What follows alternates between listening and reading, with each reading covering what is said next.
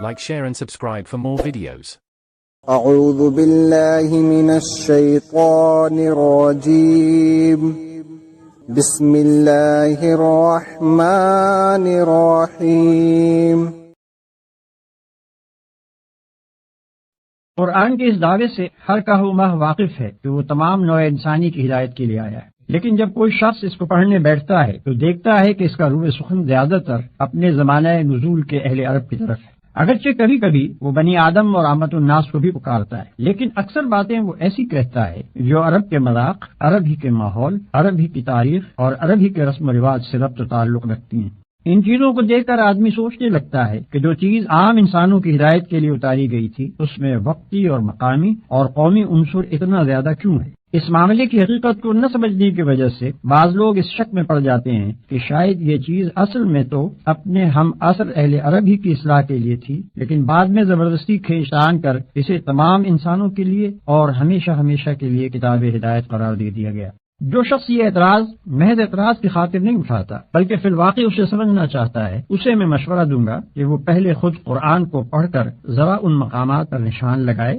جہاں اس نے کوئی ایسا عقیدہ یا خیال یا تصور پیش کیا ہو یا کوئی ایسا اخلاقی اصول یا عملی قاعدہ و ضابطہ بیان کیا ہو جو صرف عرب ہی کے لیے مخصوص ہو اور جس کو وقت اور زمانے اور مقام نے فی الواقع محدود کر رکھا ہو۔ محض یہ بات کہ وہ ایک خاص مقام اور زمانے کے لوگوں کو خطاب کر کے ان کے مشرکانہ عقائد اور رسوم کی تردید کرتا ہے اور انہی کے گرد و پیش کی چیزوں کو مواد استدلال کے طور پر لے کر توحید کے دلائل قائم کرتا ہے، یہ فیصلہ کر دینے کے لیے کافی نہیں ہے کہ اس کی دعوت اور اس کا اپیل بھی وقتی اور مقامی ہے۔ دیکھنا یہ چاہیے کہ شرک کی تردید میں جو کچھ وہ کہتا ہے کیا وہ دنیا کے ہر شرک پر اسی طرح چسپاں نہیں ہوتا جس طرح مشرکین عرب کے شرک پر چسپاں ہوتا تھا؟ کیا انہی دلائل کو ہم ہر زمانے اور ہر ملک کے مشرکین کی اصلاح خیال کے لیے استعمال نہیں کر سکتے؟ اور کیا اس بات توحید کے لیے قرآن کے طرز استدلال کو تھوڑے سے رد و بدل کے ساتھ ہر وقت ہر جگہ کام میں نہیں لایا جا سکتا؟ اگر جواب اس بات میں ہے تو پھر کوئی وجہ نہیں کہ ایک عالمگیر تعلیم کو صرف اس بنا پر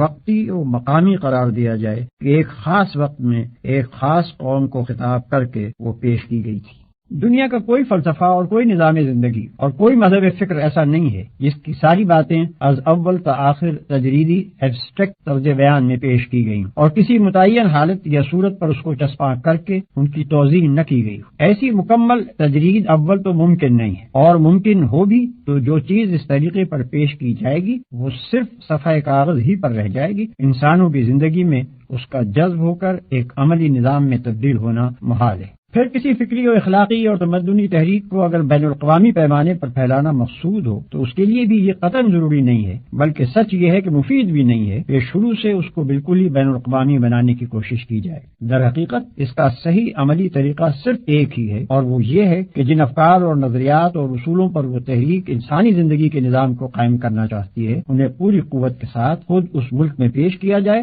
جہاں سے اس کی دعوت اٹھی ہو، ان لوگوں کے ذہن نشین کیا جائے جن کی زبان اور مزاج اور عادات و خصائل سے اس تحریک کے دائی بخوبی واقف ہوں، اور پھر اپنے ہی ملک میں ان اصولوں کو عملاً برت کر اور ان پر ایک کامیاب نظام زندگی چلا کر دنیا کے سامنے نمونہ پیش کیا جائے۔ تبھی دوسری قومیں اس کی طرف توجہ کریں گی اور ان کے ذہین آدمی خود آگے بڑھ کر اسے سمجھنے اور اپنے ملک میں رواج دینے کی کوشش کریں گے۔ لہذا محض یہ بات کہ کسی نظام فکر و عمل کو ابتداً ایک ہی قوم کے سامنے پیش کیا گیا تھا اور استدلال کا سارا زور اسی کو سمجھانے اور مطمئن کرنے پر صرف کر دیا گیا تھا، اس امر کی دلیل نہیں ہے کہ وہ نظام فکر و عمل محض قومی ہے۔ فی الواقع جو خصوصیات ایک قومی نظام کو ایک بین الاقوامی نظام سے اور ایک وقتی نظام کو ایک ابدی نظام سے ممیز کرتی ہیں وہ یہ ہیں کہ قومی نظام یا تو ایک قوم کی برتری اور اس کے مخصوص حقوق کا مدعی ہوتا ہے یا اپنے اندر کچھ ایسے اصول اور نظریات رکھتا ہے جو دوسری اقوام میں نہیں چل سکتے۔ اس کے برعکس جو نظام بین الاقوامی ہوتا ہے وہ تمام انسانوں کو برابر کا درجہ اور برابر کے حقوق دینے کے لیے تیار ہوتا ہے اور اس کے اصولوں میں بھی عالمگیریت پائی جاتی ہے۔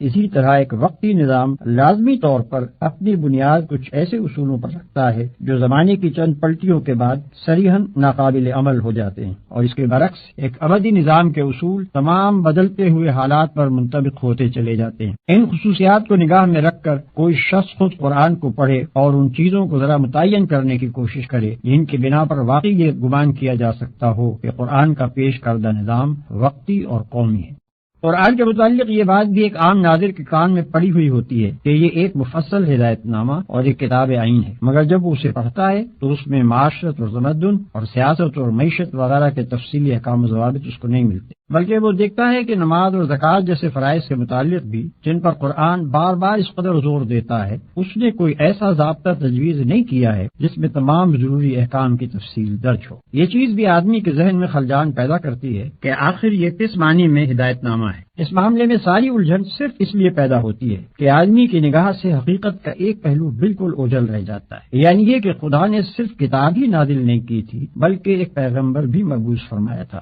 اگر اصل اسکیم یہ ہو کہ بس ایک نقشہ تعمیر لوگوں کو دے دیا جائے اور لوگ اس کے مطابق خود عمارت بنا لیں تو اس صورت میں بلا شبہ تعمیر کے ایک ایک جز کی تفصیل ہم کو ملنی چاہیے، لیکن جب تعمیری ہدایات کے ساتھ ایک انجینئر بھی سرکاری طور پر مقرر کر دیا جائے اور وہ ان ہدایات کے مطابق ایک عمارت بنا کر کھڑی کر دے تو پھر انجینئر اور اس کی بنائی ہوئی عمارت کو نظر انداز کر کے صرف نقشے ہی میں تمام جزیات کی تفصیل تلاش کرنا اور پھر اسے نہ پا کر نقشے کی ناتمامی کا شکوہ کرنا غلط ہے۔ قرآن جزیات کی کتاب نہیں ہے بلکہ اصول اور کلیات کی کتاب ہے۔ اس کا اصل کام یہ ہے کہ نظام اسلامی کی فکری اور اخلاقی بنیادوں کو پوری وضاحت کے ساتھ نہ صرف پیش کرے بلکہ عقلی استدلال اور جذباتی اپیل دونوں کے ذریعے سے خوب مستحکم بھی کر دے۔ اب رہی اسلامی زندگی کی عملی صورت، تو اس معاملے میں وہ انسان کی رہنمائی اس طریقے سے نہیں کرتا کہ زندگی کے ایک ایک پہلو کے متعلق تفصیلی ضابطے اور قوانین بتائے، بلکہ وہ ہر شعبہ زندگی کے حدود اربع بتا دیتا ہے اور نمایاں طور پر چند گوشوں میں سنگ نشان کھڑے کر دیتا ہے جو اس بات کا تعین کر دیتے ہیں کہ اللہ تعالیٰ کی مرضی کے مطابق ان شعبوں کی تشکیل و تعمیر کن خطوط پر ہونی چاہیے۔ ان ہدایات کے مطابق عملاً اسلامی زندگی کی صورت گری کرنا نبی صلی اللہ علیہ وسلم کا کام تھا۔ انہیں معمور ہی اس لیے کیا گیا تھا کہ دنیا کو اس انفرادی سیرت و کردار اور اس معاشرے اور ریاست کا نمونہ دکھا دیں جو قرآن کے دیے ہوئے اصولوں کی عملی تعبیر و تفسیر ہو۔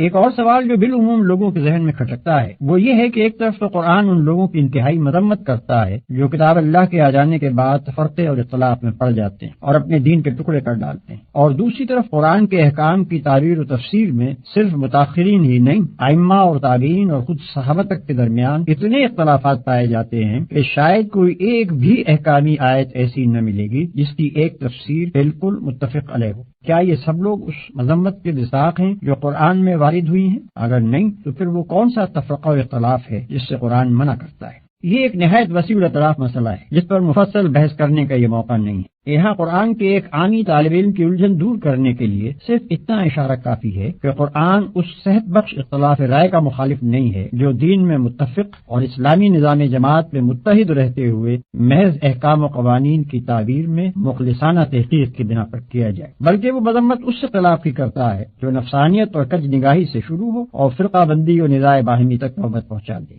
یہ دونوں قسم کے اختلاف نہ اپنی حقیقت میں یکساں ہیں اور نہ اپنے نتائج میں ایک دوسرے سے کوئی مشابہت رکھتے ہیں کہ دونوں کو ایک ہی لکڑی سے ہانک دیا جائے۔ پہلی قسم کا اختلاف تو ترقی کی جان اور زندگی کی روح ہے، وہ ہر اس سوسائٹی میں پایا جائے گا جو عقل و فکر رکھنے والے لوگوں پر مشتمل ہو۔ اس کا پایا جانا زندگی کی علامت ہے اور اس سے خالی صرف وہی سوسائٹی ہو سکتی ہے جو ذہین انسانوں سے نہیں بلکہ لکڑی کے کندوں سے مرکب ہو۔ رہا دوسری قسم کا اختلاف جو ایک دنیا جانتی ہے کہ اس نے جس گروہ میں بھی سر اٹھایا اس کو پراگندہ کر کے چھوڑا، اس کا رونما ہونا صحت کی نہیں بلکہ مرض کی علامت ہے اور اس کے نتائج کبھی کسی امت کے حق میں بھی مفید نہیں ہو سکتے۔ ان دونوں قسم کے اختلافات کا فرق واضح طور پر یوں سمجھیے کہ ایک صورت تو وہ ہے جس میں خدا اور رسول کی اطاعت پر جماعت کے سب لوگ متفق ہوں، احکام کا ماخذ بھی بالاتفاق قرآن و سنت کو مانا جائے، اور پھر دو عالم کسی جزوی مسئلے کی تحقیق میں یا دو قاضی کسی مقدمے کے فیصلے میں ایک دوسرے سے اختلاف کریں، مگر ان میں سے کوئی بھی نہ تو اس مسئلے کو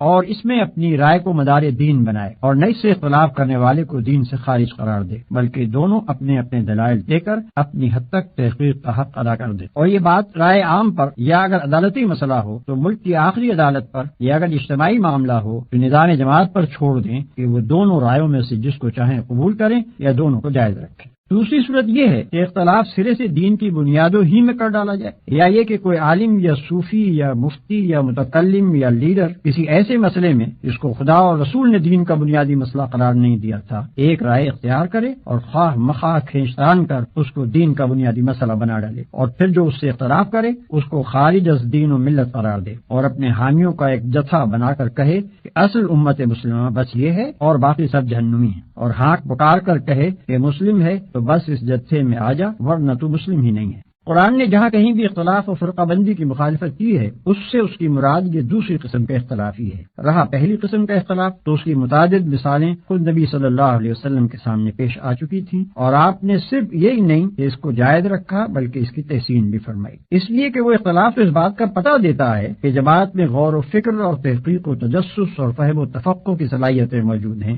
اور جماعت کے ذہین لوگوں کو اپنے دین سے اور اس کے احکام سے دلچسپی ہے، اور ان کی ذہانتیں اپنے مسائل زندگی کا حل دین کے باہر نہیں بلکہ اس کے اندر ہی تلاش کرتی ہیں، اور جماعت بحیثیت مجموعی اس زرین قاعدے پر عامل ہے کہ اصول میں متفق رہ کر اپنی وحدت برقرار رکھے، اور پھر اپنے اہل علم و فکر کو صحیح حدود کے اندر تحقیق و اجتہاد کی آزادی دے کر ترقی کے مواقع بھی باقی رکھے۔ ھذا ما عندی والعلم عند اللہ علیہ توکلت والیہ انیب۔